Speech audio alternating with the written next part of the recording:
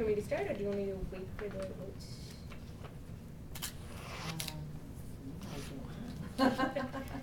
Why don't I Go ahead. So, Jeff, I think I'm going to say that you are an evaluator's nightmare. Not because there isn't, room for improvement, just because you're so much fun. And it's so hard for me to sit and write notes. I just want to be listening to you all the time. Today, especially when I was listening to your story, I was thinking, where were you when I was 5 years old and all I wanted to do was listen to these kind of stories? I think you played your characters really well. I really, all I could think of was, when I was 5 years old and I could listen to these stories and you being the captain and saying, you want to get off the boat? I'm going to get you out of the boat. It was really creepy. And, you're a very fun guy. And hearing you say that, I think, was even more creepy for me. So I think you really, succeeded in telling a story as only as a story like Robinson Crusoe can be told. So that was really great. Definitely, I'd say that your best character was the captain. And I think the sinister feeling that you get on maybe it's a legitimate boat, maybe it's a pirate boat, whatever it is, you really brought that home. The manual calls for imagery, and I think you can do imagery different ways. You can do it with your voice, you can do it with words, and you can do it with description. Now, I didn't see you use a lot of adjectives, but I saw you use a lot of vocal variety, and you should certainly use a lot of techniques to bring in fear. How do I survive in this wilderness? You also use your hands a lot.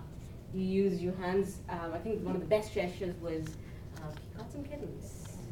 Yeah, see, that was just wonderful. It was just. You really needed to have, I think, the best audience would have been really 5-year-old kids. They were really love you. The other things that I noticed is a lot of detail. You grab the goats, you cut off their tendons, falling off a cliff, staying there for 3 days, and then his conversion to religion, and then go back to to England. What happens then? A lot of details that really sort of suck you into the story. So that was wonderful. Some of the things that I would have maybe done differently is with the introduction. You started, I would have spent a little bit more time on the introduction. So Robinson Crusoe, very famous story, inspired a whole lot of other stories after that. But did you know that it was really based on this person found on an island for 3 years? And then sort of wait and let the suspense sort of sink in. So that would have been a different way to start. Some other things that I noticed is that you move around a lot, and you sometimes sort of look down. And I don't know if you're trying to remember something or you're trying to get in a certain mood.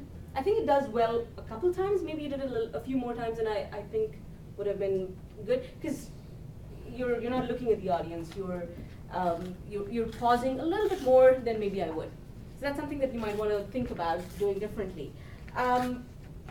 I didn't really notice a whole lot of adjectives that I think would have been really powerful there, sort of to describe, here you are in this island and all you can see is, or just a little bit more description of what, a static description would have, I think, added a little bit more atmosphere to your story. Another detail that I would have really loved to sort of go into was the Portuguese ships. Why doesn't he wants to get off the island, but he really doesn't want to get onto these Portuguese ships? What is so awful about them? And then build a little bit more suspense about that. So those are things that I've done differently. But, you can do this chapter more times. I'd love to hear you more. Thank you. Okay, Ryan.